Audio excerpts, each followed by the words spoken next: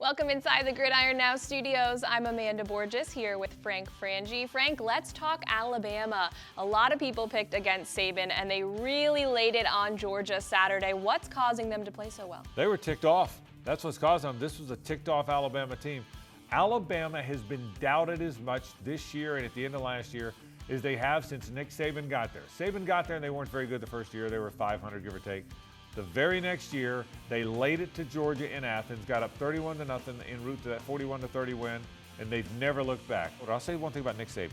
He's the one guy that can get his team, Urban Meyer's like this too, I should say. They're among the few guys who can get their teams to play angry and still efficient. Sometimes angry, motivated teams lose sight of what they're supposed to do. Not Alabama. Alabama's found its quarterback now. Look out now. He's a big, strong kid. He's athletic. He throws a beautiful ball. Finding your quarterback on top of everything else has really helped Alabama. Well, Frank, you mentioned Coker. Where do you think he ranks among other SEC quarterbacks? You know, it's funny. I was thinking about this the other day. There's not a lot of great quarterbacks there. There's Dak Prescott and kind of everybody else in the SEC. Chad Kelly looked so good for Ole Miss out of the gate, didn't he? Grayson Lambert had those back-to-back games where he only threw one incompletion.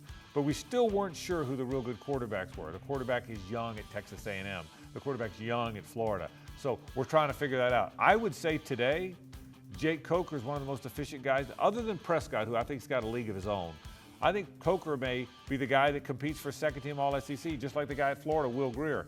Isn't that funny? When those are two teams that look like they were completely without a quarterback, now Alabama and Florida are getting as good a quarterback play as anybody. I think Coker's playing great.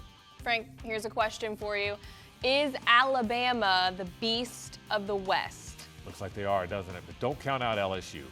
Back in the day, I say back in the day, it was 10 years ago, it wasn't 100 years ago, Alabama and LSU had more NFL players, more good college players, NFL schemes, toughness, full stadium, and everybody else was trying to catch up. Everybody was trying to be Alabama and LSU in the last 5-6 years, and then that changed a little bit. LSU clearly slipped. Alabama lost a couple games. The Auburn game with a long field goal missed return is still being talked about. Well, guess what? When it all comes back to Alabama and LSU, two tough, nasty, physical teams with great running backs and NFL defenses. Yes, I think Alabama is the beast of the West. With LSU, I think the championship of that division is going to go through Tuscaloosa or Baton Rouge. Well, really like it's kind of supposed to. Well, there you go. What a statement. That's a wrap on our Alabama review. For more SEC content, check out gridironnow.com. We'll see you next time.